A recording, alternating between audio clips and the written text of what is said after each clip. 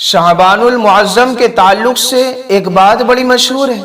کہ شعبان المعظم کی 13 یا 14 تاریخ کو عرفے کا دن ہوتا ہے، اور اس تعلق سے یہ بات گھڑی ہوئی کہ اس دن جو لوگ اس سال دنیا سے رخصت ہو چکے ہیں ان کی روحیں گھروں میں آتی ہیں، اس لیے اچھے پکوان بنوائے جائیں اور غربا کی دعوت کی جائے، صدقے کا خصوصی انتظام کیا جائے تاکہ جب وہ روحیں آئیں اور گھر والوں کے اس عمل کو دیکھیں تو خوشی خوشی واپس چلی جائیں۔ یاد رکھیں کہ عرفہ صرف اور صرف ذی الحجہ کی 9 تاریخ کو کہا جاتا ہے، جس دن حجاج کرام میدان عرفات میں جمع ہوتے ہیں۔ اس کی اپنی ایک بڑی فضیلت ہے، اس کے علاوہ عرفہ نہیں ہوتا ہے۔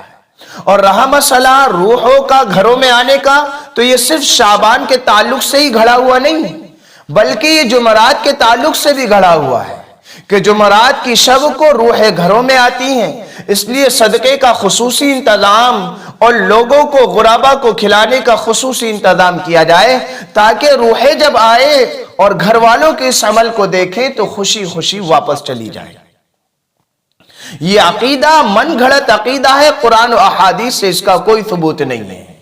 بلکہ اگر آپ دیکھیں روحوں کے آنے کے تعلق سے تو قرآن و احادیث اس کے خلاف نظر آتی ہیں کہ سورہ یاسین شریف کے اندر دوسرے رکوع میں اللہ تعالیٰ نے وَضْرِبْ لَهُمْ مَثَلًا أَصْحَابَ الْقَرْيَةِ یہاں سے ایک واقعے کو نقل کیا ہے کہ ایک بستی میں جب رسول آئے تو ان رسولوں کی باتوں کو لوگوں نے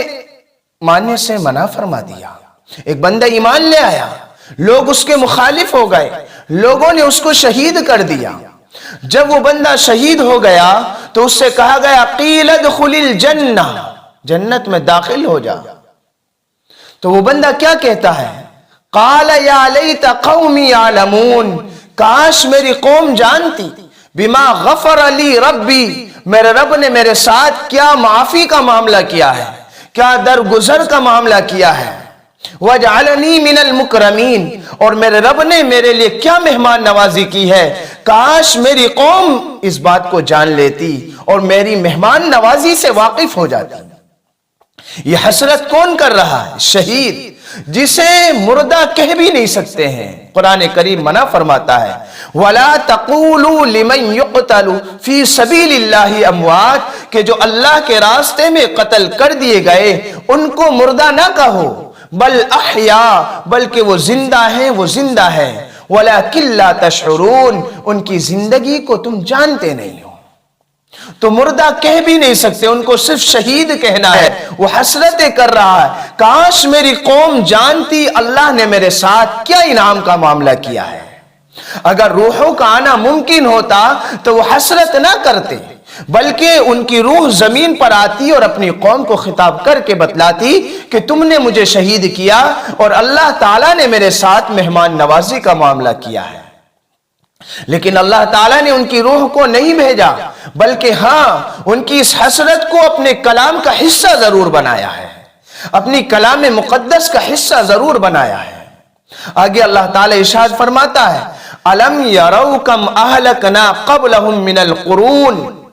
کہ اور بھی بستیاں ہیں جن کو ہم ان سے پہلے ہلاک کر چکے ہیں، وہ ان کے پاس لوٹ کر کبھی نہیں آئیں گے، ان کے پاس لوٹ کر نہیں آئیں گے، کیونکہ اگر نیک لوگ ہیں تو وہ علیین کے اندر ہیں، وہ خود بھی نہیں آئیں گے، اور اگر وہ سزان دنیا سے گئے ہیں یا اچھی روحیں نہیں ہیں اور مہلت کے ساتھ ہی دنیا سے چلے گئے، بد لوگ ہیں، تو ان کی روح سجین کے اندر ہے اور فرشتے ان کو آنے نہیں دے سکتے۔ ہاں روحیں اگر آئے تو معجزات ہو سکتے ہیں انبیاء علیہ السلام کے، انبیاء علیہ السلام کے کہنے پر یا انبیاء علیہ السلام کے سامنے کسی کی روح آ جائے تو وہ ان کا اپنا معجزہ ہے۔ مثلا اللہ کے نبی صلی اللہ علیہ وسلم معراج کے لیے تشریف لے گئے تو آپ صلی اللہ علیہ وسلم نے بیت المقدس میں جو نماز پڑھائی ہے، سارے انبیاء علیہ السلام آپ کی اقتداء کر رہے تھے، آپ سارے انبیاء علیہ السلام کے امام بنے، تو یہ آپ صلی اللہ علیہ وسلم کا معجزہ ہے،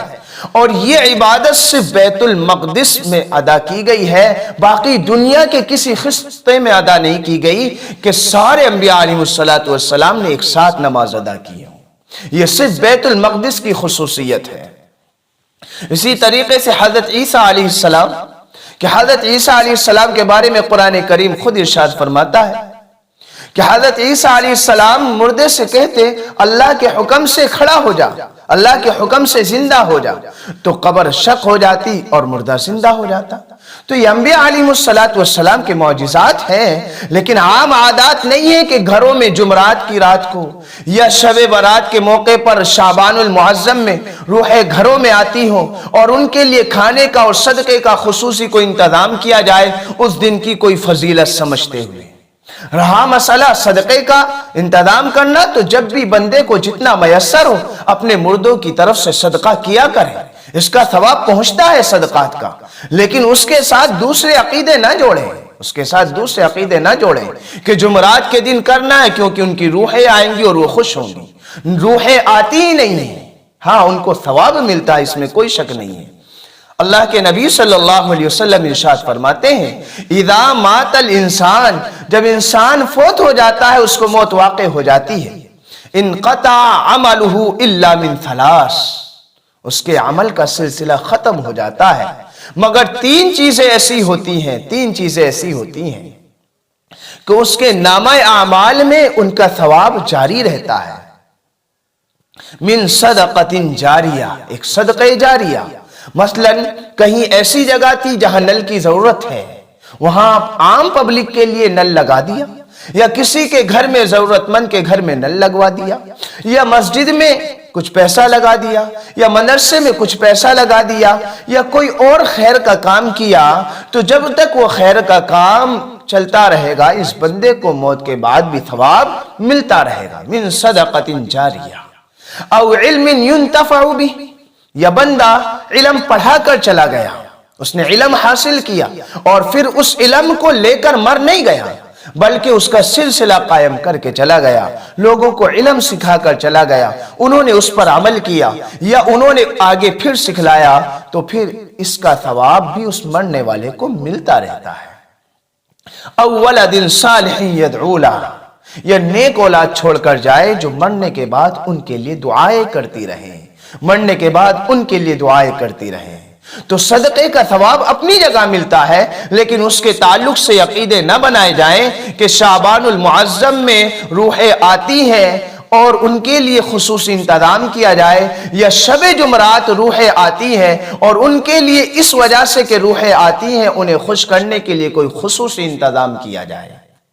بلکہ اپنے لیے آخرت کے لیے ذخیرہ بنانے کی کوشش کریں اور ان غلط باتوں سے بالکل دور رہیں، اور ہر بات کو علماء سے تحقیق کریں، ہر بات کی تحقیق کریں، قرآن و احادیث کو سمجھنے کی کوشش کریں۔ یہ دلیل نہیں ہوتی ہے کہ صاحب ہم نے تو اپنے بڑوں سے ایسا ہی سنا ہے، یہ کوئی دلیل نہیں ہوتی ہے،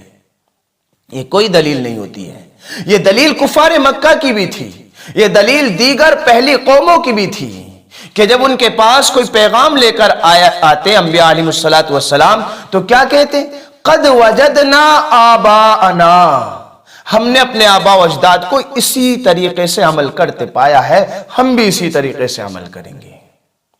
اس لیے یہ عقیدہ بالکل غلط ہے، اس کی کوئی حقیقت شریعت اسلامیہ میں نہیں ملتی ہے کہ روحیں واپس آتی ہیں۔ ہاں معجزات کے طور پر انبیاء علیہ السلام کے سامنے آئی ہیں، وہ علیحدہ بات ہے، لیکن عام عادت اللہ تعالیٰ کی یہ نہیں ہے کہ روحیں زمین پر آتی ہیں، جو ایک مرتبہ چلا جاتا ہے اس کی روح زمین پر نہیں آتی۔ اگر نیک روحیں ہوتی ہیں تو علیین میں ہوتی ہیں، اور اگر بری روحیں ہوتی ہیں تو سجین میں ہوتی ہے، اور فرشتے ان کو آنے نہیں دیتے ہیں۔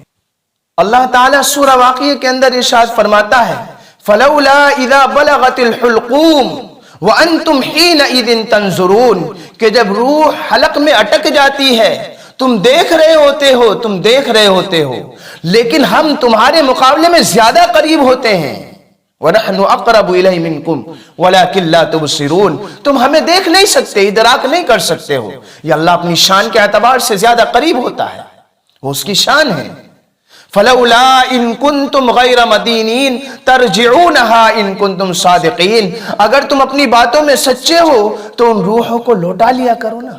ان روحوں کو لوٹا لیا کرو، اور روح لوٹنے کا کوئی مسئلہ ہے ہی نہیں۔ मुस्लिम शरीफ की रिवायत है कि जो बंदा नेक होता है उसको मौत से पहले खुशखबरी दी जाती है कि तेरे लिए अल्लाह की रहमत है, अल्लाह ताला तुझसे राजी है और तेरे लिए अल्लाह की जन्नत है। वो जाने के लिए बड़ा खुश होता है कि बस किसी तरीके से यहां से चला जाओ। और जो रूहें बुरी होती हैं और बुरा इंसान होता है, मुशरिक होता है, जब उसकी रूह निकाली जाती है तो उसे बुरी खबर सुना दी जाती है कि अल्लाह तुझसे नाराज है और तेरे लिए अजाब तैयार है।